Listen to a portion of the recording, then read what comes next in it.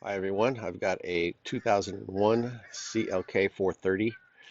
It has a crank no start. You can crank and crank and crank and it won't start. What I found is that there is no voltage coming from the ECU to the fuel pump relay. So the relay is not energizing and it's not starting the fuel pump. So I did throw a crank position sensor at it, but that didn't help. So I think my only option is to change the ECU, and I'm going to show you how to do that with a KTAG programmer and save a ton of money. You taken out of the car, and in order to change this ECU, you'd need to buy a new one from Mercedes or a virginized ECU, meaning a blank one. Put it back in the car and use the Star Dash system to reprogram it. But this is, I believe, about $1,200 from Mercedes for a virginized brand new one, and I don't want to spend that much money, so I bought a used one on eBay for about $25, and I bought this KTAG ECU programmer unit here off eBay for about $85, and I'll put a link in the description down there of which one I bought. This is a hardware version 6.0 something and software version 2.13. It comes with this box and a cable here with these pins that you connect to the ECU, and you've got a USB cable here that connects to the box that you plug into your computer, and a power supply that you use. So this is what I'm going to use to reprogram a used ECU that I bought off eBay. The unit comes with those cables I just showed you, but it comes with a lot more cables. You don't need all that stuff for this ECU here. You just need the cables and connectors I just showed you. Next thing you want to do is install the K-Suite program. The seller added a installation video to the CD, so just follow that to install the K-Suite program. It is missing an important step there toward the end. If you want the program to work, you need to actually connect the KTAG unit to power and connect the USB cable to your computer, and then it will work. It won't work unless you do that. Okay, so you've got your K-Suite program installed and the box powered up and connected to the USB port. So you start it up, and it looks like this.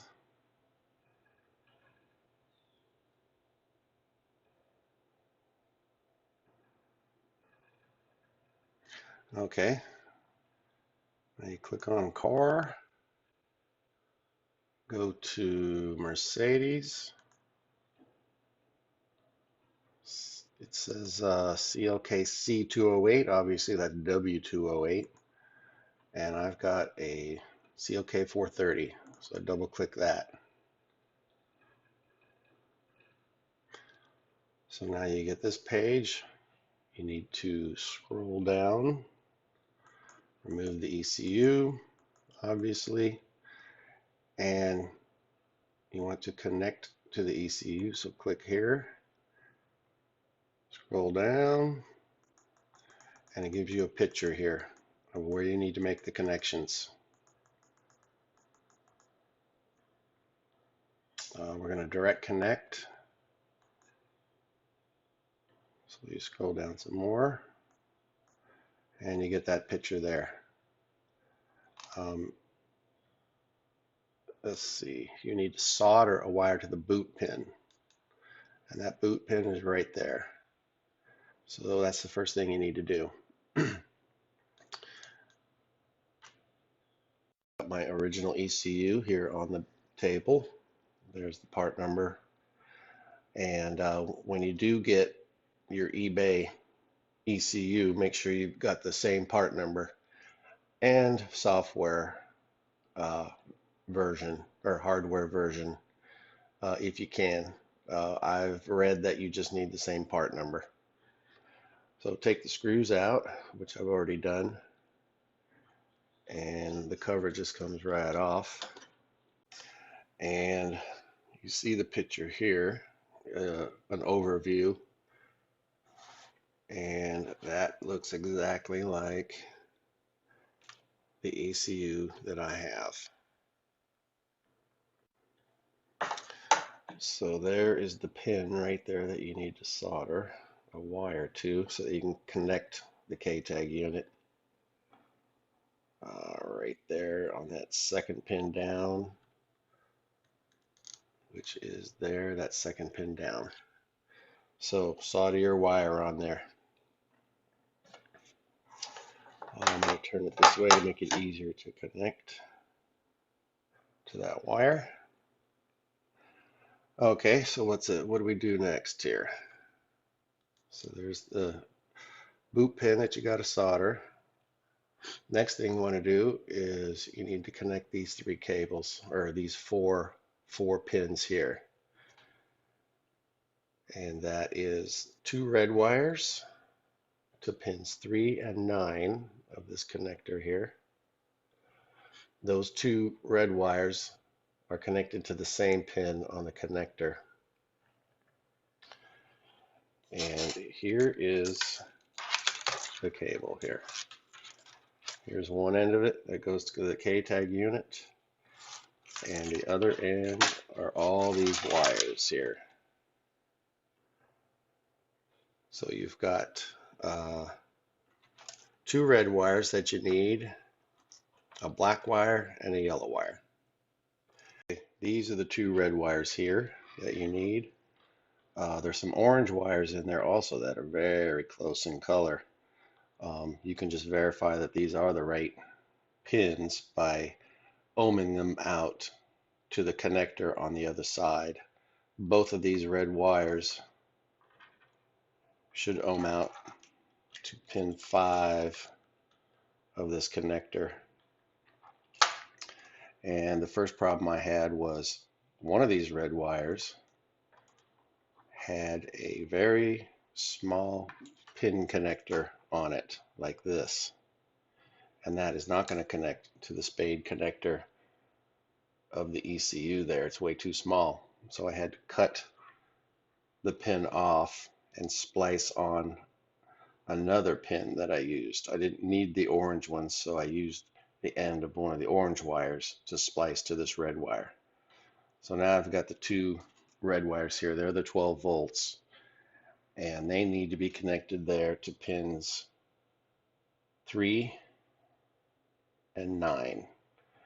And the 5 is the pin on the connector. You also need to connect the yellow wire there to pin 29 and the black wire to pin 7 right there. There's 2 black wires on this harness, but both of them ohm out to pin 11 on this connector. The diagram shows pin 5, but pin 5 is the 12 volts. So obviously that is a misprint there. That should be pin 11/7. So if you were to ohm both of these black wires out to the connector here, they both go to pin 11. Okay? So now you're ready to connect these pins to the ECU. Connect the pins first before you connect this connector so that you don't inadvertently connect 12 volts to a pin that you don't want to put it on. So pins first, and then the connector to the KTAG unit. Now that you've connected your pins per the diagram, there's also one more pin here to go, and that is the gray pin with the alligator clip. That goes onto your soldered wire that you did earlier. So clip your gray wire onto your soldered wire on the boot pin there, and we should have all the connections ready to go. And now you can connect the connector to the KTAG box. That way we just ensure that we haven't hit any of the other pins with 12 volts.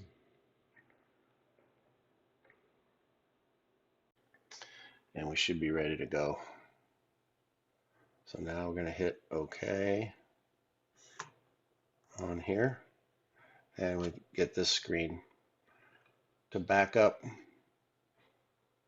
this whole ECU, we're going to back up all three of these chips here. So if we just have backup clicked, just hit read, and it will back up all three of these files that are on three of those chips. So we do read and let that go. And it's starting here, so we've got everything connected correctly, or it wouldn't be reading anything.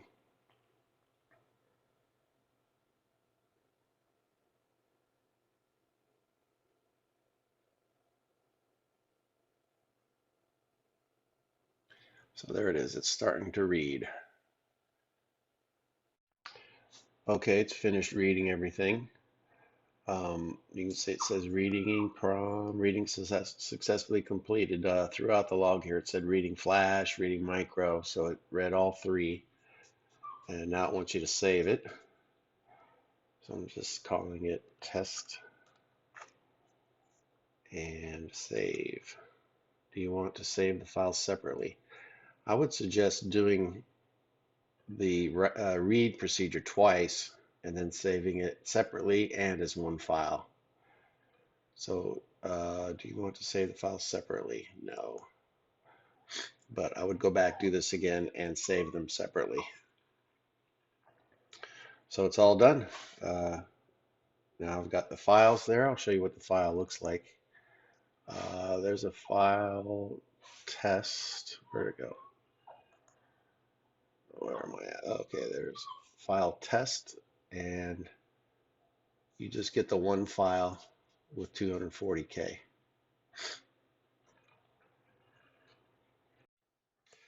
If you choose to save your files separately, this is what you get. You get the top one there that it is combined all three of the other files.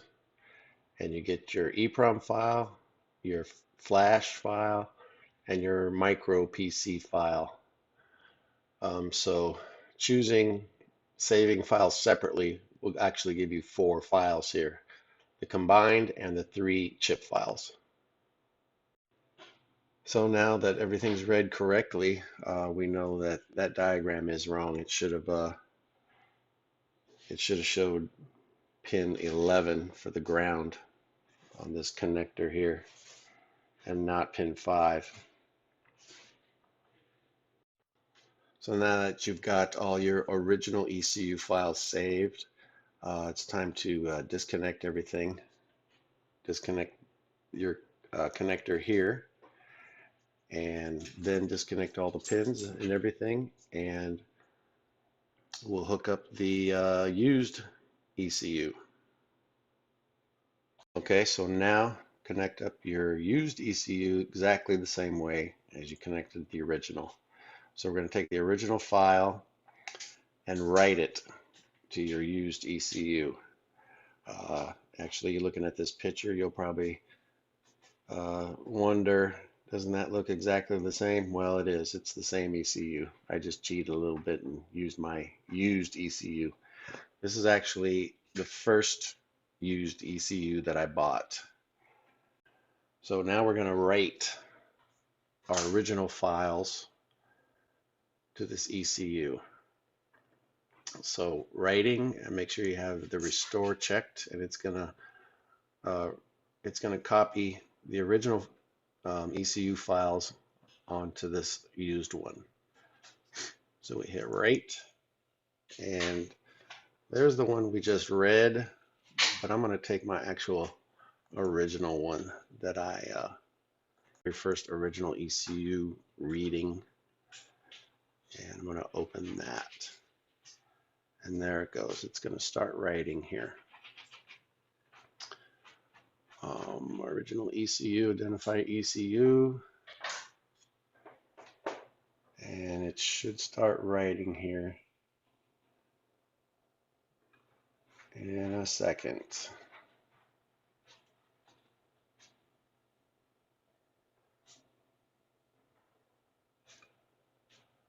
And there it goes, it's writing. Okay, it's finished writing. It got all the way almost to the end, and I got an error in writing. This is actually the first eBay ECU unit I bought on eBay, and that's what I kept getting, error in writing. I went back and tried it again, and it error in writing. I saved the files separately from the original ECU and wrote them separately on this ECU, and this EEPROM file kept failing. It's the one that kept telling me error in writing. The other two files worked fine, but every time I got to the EEPROM one, it would fail. So I bought a second ECU on eBay, and it worked just fine. It went through all of this and said completed successfully writing. And I put it in the car, and everything works fine now. It starts up no problem. Here is the second ECU that did write correctly installed in the car now, and I'll fire it up. So I'll put the key in, give her a crank, see what she can do. And it starts up just fine. No malfunctions. Feels great. Thanks for watching.